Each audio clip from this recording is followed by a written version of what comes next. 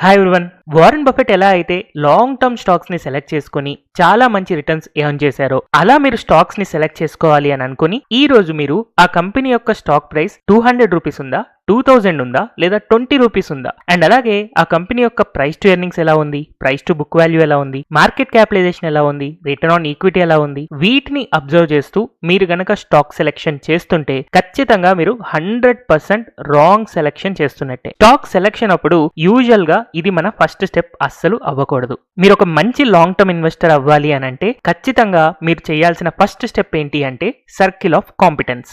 So ఈ circle of competence ని చాలా ఈజీగా అర్థం చేసుకుందాం. ఒక పెద్ద బిజినెస్ సర్కిల్ ఉంది అంటే ఈ బిజినెస్ సర్కిల్లో అన్ని రకాల బిజినెస్లు వస్తాయి. సాఫ్ట్వేర్ బిజినెస్ అవ్వచ్చు, ఆటో సెక్టర్ అవ్వచ్చు, బ్యాంక్స్ అవ్వచ్చు, ఏఐ అవ్వచ్చు, ఎలక్ట్రిసిటీ అవ్వచ్చు, వాట్ ఎవర్ ఇట్ ఈస్, అన్ని బిజినెస్లు కూడా ఒక పెద్ద సర్కిల్లోకి వస్తే మీకు అన్ని బిజినెస్లు అర్థం అవ్వాలని లేదు కదా. కొన్ని బిజినెస్లు అయితే మనకు అర్థం కావు కదా. కేవలం మీకు ఏ బిజినెస్లు అయితే అర్థం అవుతాయో వాటిని మాత్రమే మనం సర్కిల్ ఆఫ్ కాంపిటెన్స్ అంటాం. ఇక్కడ మనం చూస్తున్నాం కదా, ఈ గ్రీన్ కలర్ సర్కిల్ చిన్నగా ఉంది అంటే మనకి కొన్ని బిజినెస్లు మాత్రమే అర్థం అవుతాయి. వేరాజ్ ఈ గ్రీన్ కలర్ సర్కిల్ బయట ఉన్న ఏ బిజినెస్ అయినా కూడా మనకి అర్థం అవ్వదు. సో ముందుగా మనం ఎప్పుడైతే ఒక స్టాక్ లో ఇన్వెస్ట్ చేద్దాం అని అనుకుంటున్నామో ఆ స్టాక్ యొక్క బిజినెస్ మనకి అర్థమైతే మాత్రమే మనం ఇన్వెస్ట్మెంట్ చేయాలి. సో సర్కిల్ ఆఫ్ కాంపిటెన్స్ అంటే మీకు బాగా అర్థమయ్యే బిజినెస్ యొక్క లిస్ట్ ని ముందు మీరు తయారు చేసుకోవాలి. ఒకవేళ మీరు సాఫ్ట్వేర్ ఎంప్లాయ్ అయితే సాఫ్ట్వేర్ కంపెనీస్ గురించి మీకు చాలా బాగా అర్థమవుతుంది. ఏఐ, ఆటోమేషన్, వాటి యొక్క గ్రోత్ ఎలా ఉంది, వాటి యొక్క రెవెన్యూ మోడల్స్ ఎలా ఉంటాయి, ఇలా తొందరగా అర్థమవుతుంది.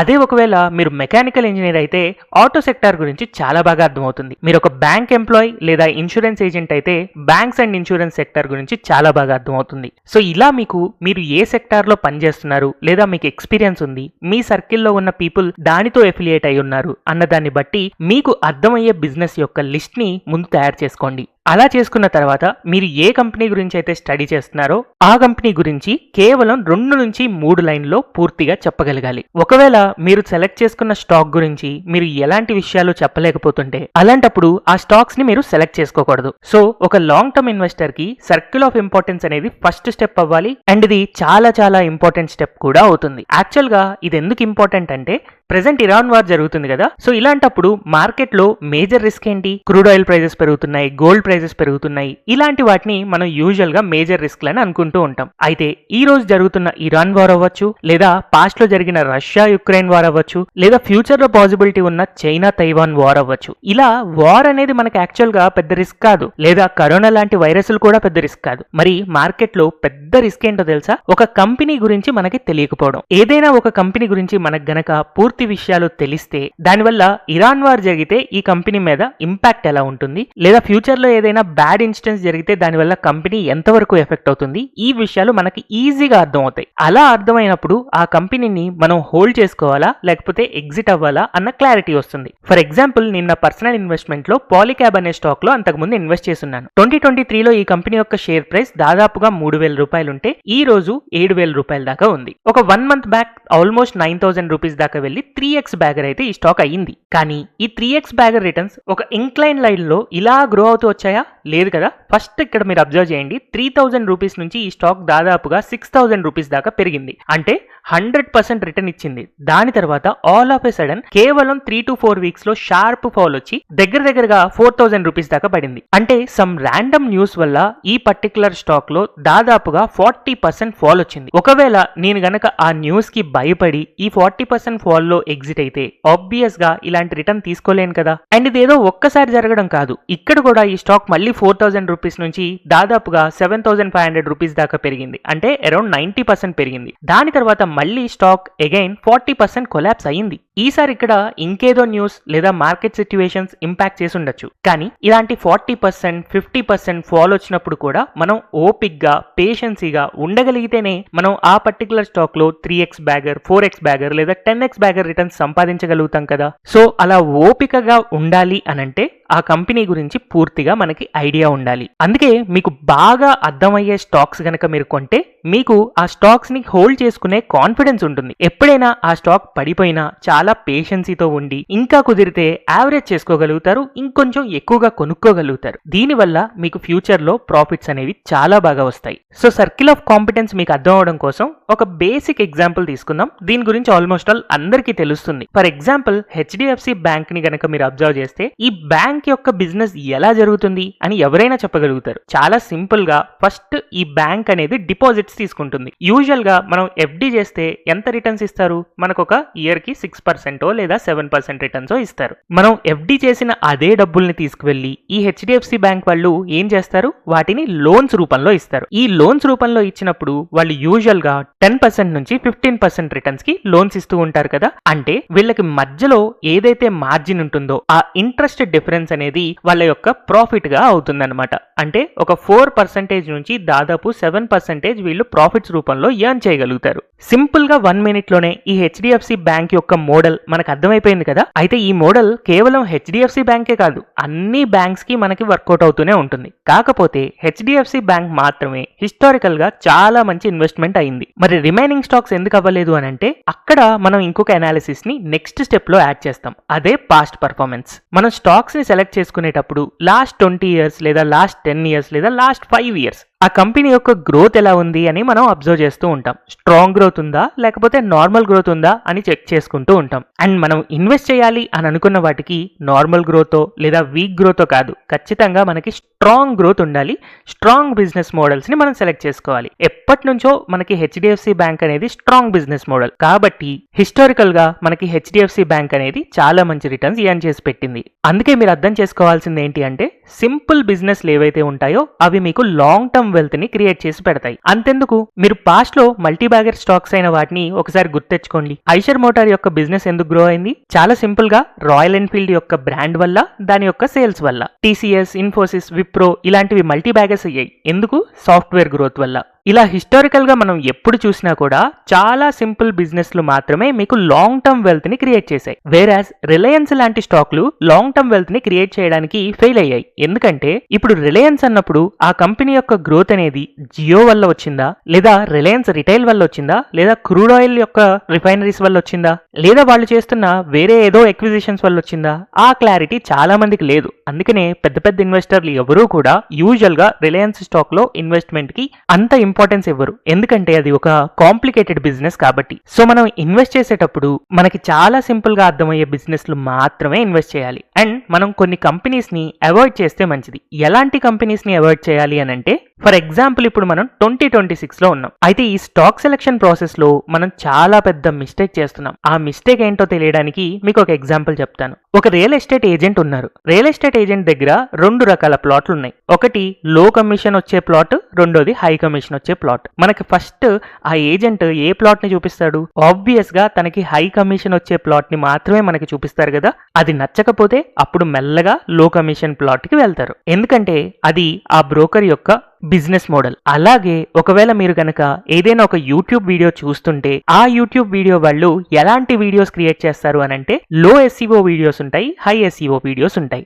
అంటే ఇప్పుడు ఏదైనా ఒక కొత్త టాపిక్ మీద కనుక వీడియో చేస్తే యూట్యూబ్ దాన్ని ప్రమోట్ చేయదు, ఎక్కువ మందికి చూపించదు. ఇప్పుడు అందరూ కూడా గోల్డ్ గురించి ఇంట్రెస్టెడ్ గా ఉన్నారు కాబట్టి గోల్డ్ వీడియోస్ చేస్తారు. ఇరాన్ వార్ న్యూస్ కోసం వెయిట్ చేస్తూ ఉంటారు కాబట్టి దాని గురించి డిస్కస్ చేస్తారు. క్రూడ్ ఆయిల్ ప్రైజెస్ గురించి మాట్లాడతారు. కానీ ఒక సంవత్సరం తర్వాత లేదా 2 సంవత్సరాల తర్వాత దీని వల్ల ఏమైనా ఉపయోగం ఉంటుందా? కంప్లీట్ గా జీరో. కేవలం ఇప్పుడు యూట్యూబ్ తన వీడియోని ప్రమోట్ చేయాలి అని చెప్పి ట్రెండింగ్ టాపిక్ ఏదైతే ఉందో 99% పీపుల్ ఎక్కడ ట్రాప్ అవుతారో వాటి మీద మాత్రమే వీడియోస్ చేస్తూ ఉంటారు. అలాంటి వాటికే యూజువల్ గా యూట్యూబ్ లో హై ఎస్ఈఓ ఉంటుంది. సో యూజువల్ గా మీరు చూస్తున్న యూట్యూబ్ వీడియోస్ అన్ని కూడా హైప్ వీడియోసే. దాన్ని ఐడెంటిఫై చేయడం కోసం ఒక 2-3 ఛానల్స్ చూడండి. అందరూ ఒకే టైప్ ఆఫ్ కంటెంట్ గనక చేస్తున్నారు అని అంటే ఖచ్చితంగా అది ఎస్ఈఓ కోసం మాత్రమే, కానీ మీకు కరెక్ట్ ఇన్ఫర్మేషన్ ఇవ్వడానికి కాదు.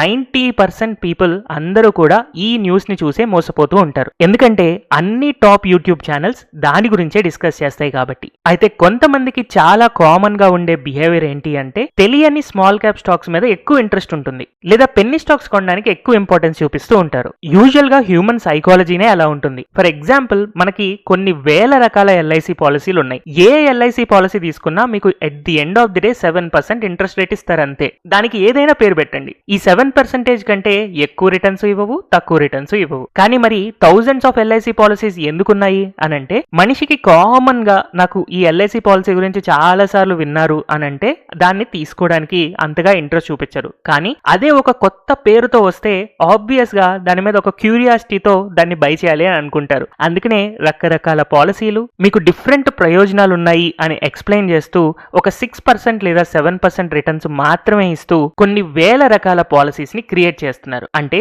ఇక్కడ మనకి ఏదైతే బ్రెయిన్ కి కొత్తగా ఒక విషయం తెలుస్తుందో దాని మీద ఇంట్రెస్ట్ క్రియేట్ అవుతుంది. దాని వల్ల మనకి ఆ కంపెనీ గురించి తెలియకపోయినా జస్ట్ స్మాల్ క్యాప్ స్టాక్ లేదా పెన్నీ స్టాక్ అని చెప్పి కొంటూ ఉంటారు. ఇది చాలా పెద్ద రిస్క్. ఇలాంటి స్టాక్స్ ని పూర్తిగా మనం అవాయిడ్ చేస్తే మంచిది. అండ్ అలాగే ఏదో ఒక ఫ్రెండ్ చెప్పారనో లేదా కొలీగ్ చెప్పారనో ఒక స్టాక్ ని అస్సలు కొనకూడదు. ఈ రోజు వాళ్ళు చెప్పారని కొంటారు సరే, దాన్ని ఎప్పుడు అమ్మాలో మరెవరు చెప్తారు మీకు? అందుకనే ఈ 3 విషయాల్ని ఖచ్చితంగా మనం అవాయిడ్ చేయాలి. మరి ఎలాంటి స్టాక్స్ ని మనం సెలెక్ట్ చేసుకోవాలి? దీనికోసం ఒక సింపుల్ ఎస్ ఫార్ములా ఉంది. ఇందులో మీరు 3 క్వశ్చన్స్ అడగాలి. అందులో ఫస్ట్ క్వశ్చన్, కంపెనీ మనీ ఎలా సంపాదిస్తుంది? అంటే ఆ కంపెనీకి రెవెన్యూస్ ఎలా వస్తున్నాయి, ప్రాఫిట్స్ ఎలా వస్తున్నాయి, ఆ కంపెనీ యొక్క ప్రొడక్ట్స్ ఏంటి, ఆ ప్రొడక్ట్స్ కి నెక్స్ట్ 5 years తర్వాత కూడా డిమాండ్ ఉంటుందా? ఖచ్చితంగా ఇది నెక్స్ట్ 5 years అయినా 10 years అయినా ఈ కంపెనీ ప్రొడక్ట్స్ కి డిమాండ్ ఉంటూనే ఉంటుంది అని అనుకున్నప్పుడు ఆబ్వియస్ గా అది మంచి ఇన్వెస్ట్మెంటే అవుతుంది. అండ్ అలాగే నేను 1 minute లో ఈ కంపెనీ గురించి ఎక్స్ప్లెయిన్ చేయగలుగుతానా?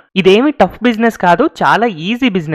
మేనేజ్మెంట్ ఎవరైనా కూడా దీన్ని ఈజీగా రన్ చేయగలుగుతారు. అలాంటి బిజినెస్ లే మనకి ఫ్యూచర్ లో చాలా ఈజీ మల్టీ బ్యాగర్స్ అవుతాయి. అందుకని ప్రతిసారి మీకు మీరు ఒక కంపెనీలో ఇన్వెస్ట్ చేయబోయే ముందు ఈ 3 క్వశ్చన్లని అడగండి. కంపెనీ ఎలా డబ్బులు సంపాదిస్తుందో తెలియాలి, ఆ కంపెనీ యొక్క ప్రొడక్ట్స్ కి నెక్స్ట్ 5 years 10 years తర్వాత కూడా డిమాండ్ ఉండాలి, అండ్ 1 minute లో ఆ కంపెనీ ఏంటి అనేది మీరు ఎక్స్ప్లెయిన్ చేయగలగాలి. సో ఈ వీడియో చూసిన తర్వాత నెక్స్ట్ టైం మీరు స్టాక్ కొనేటప్పుడు మీరు మీ సర్కిల్ ఆఫ్ కాంపిటెన్స్ లో ఉన్న స్టాక్స్ నే కొంటున్నారా లేదా అని చెప్పి మీ మైండ్ లో ఉంటుంది అని అనుకుంటున్నాను. కానీ ఇప్పటికీ కూడా 99% పీపుల్ ఈజీ వే అంటే యూట్యూబ్ వీడియోస్ చూస్తూ స్టాక్ సెలెక్ట్ చేయాలి అనే అనుకుంటారు. ఈ 99% పీపుల్ స్టాక్ సెలెక్షన్ కోసం ఎవరో చెప్పిన దాన్నే ఎందుకు నమ్ముతారు అంటే అది ఈజియెస్ట్ వే. చూడ్డానికి ఒక స్ట్రైట్ పాత్ లాగా ఈ కంపెనీ గురించి నాకు అర్థమైపోయింది అన్నట్టుగానే ఉంటుంది. కానీ అదొక స్ట్రైట్ పాత్ కాదు. మీకు చాలా వేస్ ఉంటాయి. మీరు ఒక స్టాక్ ని సెలెక్ట్ చేసుకున్న తర్వాత కొన్ని డేస్ తర్వాత అదే పర్సన్ ఇంకొక స్టాక్ బెటర్ అని చెప్తారు, లేదా ఈ స్టాక్ మంచిగా పర్ఫామ్ చేయట్లేదు అని చెప్తారు. అప్పుడు కన్ఫ్యూజన్ అనేది క్రియేట్ అవుతుంది. 99% అందరూ చేసే మిస్టేక్ ఇదే. మీకు ఒక సింపుల్ థింగ్ చెప్తాను. మీరు ఏదైతే యూట్యూబ్ ఛానల్ ఫాలో అవుతున్నారో అది ఈ రోజు చేసిన వీడియో కాకుండా ఒకసారి 1 year బ్యాక్ లేదా 2 years బ్యాక్ చేసిన వీడియోస్ ని, ఒక 20 days వీడియోస్ ని కంటిన్యూస్ గా చూడండి. ఆ 20 రోజుల్లో ఎన్ని స్టాక్స్ వాళ్ళు సజెస్ట్ చేస్తున్నారో ఒక లిస్ట్ రాసుకోండి. ఆ 20 స్టాక్స్ యొక్క పర్ఫార్మెన్స్ ఈ రోజు ఎలా ఉంది అనేది చూడండి. ఆటోమేటిక్ గా యూట్యూబ్ SEO ఏంటి, దానికోసం ఆ రోజు ఆ పర్టికులర్ ఛానల్స్ ఆ వీడియోస్ ఎందుకు చేశారు, ఈ కాన్సెప్ట్స్ అన్ని మీకు అర్థమవుతాయి. 99% పీపుల్ ఎక్కడ ట్రాప్ అవుతున్నారు అనేది కూడా మీకు క్లారిటీ వస్తుంది. యాక్చువల్ గా ఇన్వెస్ట్మెంట్ లో మీరు మంచి రిటర్న్స్ ఎర్న్ చేయాలి అని అంటే ఈ 99% ఫాలో అయ్యేది కాకుండా మీరు ఒక 1% టఫ్ పాత్ ఫాలో అవ్వాలి. యాక్చువల్ గా ఇది కష్టం, అంత ఈజీ ఏం కాదు. ఇక్కడ మీరు బ్లైండ్ గా స్టాక్స్ లో ఇన్వెస్ట్ చేయట్లేదు, కొంచెం కష్టపడి వర్కౌట్ చేసి సింపుల్ బిజినెస్ లో ఎక్కువ రిటర్న్స్ కోసం ఇన్వెస్ట్ చేస్తున్నారు. సో ఆ సింపుల్ బిజినెస్ ఏంటి అనేది మీకు సర్కిల్ ఆఫ్ కాంపిటెన్స్ నుంచి అర్థమైంది అని అనుకుంటున్నాను. అయితే ఇక్కడతో అయిపోలేదు. నెక్స్ట్ స్టెప్స్ లో సర్కిల్ ఆఫ్ కాంపిటెన్స్ తర్వాత అంటే మీకు అర్థమయ్యే బిజినెస్ ని సెలెక్ట్ చేసుకున్న తర్వాత నెక్స్ట్ స్టెప్స్ లో స్టాక్ యొక్క ఇన్వెస్ట్మెంట్ డెసిషన్స్ ఎలా తీసుకోవచ్చు అనేది నేను ఎక్స్ప్లెయిన్ చేస్తాను. ఈ వీడియో గనక మీకు ఇన్ఫర్మేటివ్ గా అనిపిస్తే don't forget to like, share and subscribe to Telugu stock channel. And ఈ వీడియోలో మీకు ఏదైనా అర్థం కాని విషయాలు ఉన్నాయి అని అంటే కింద కమెంట్ సెక్షన్ లో మెసేజ్ చేయొచ్చు. Thank you everyone for watching.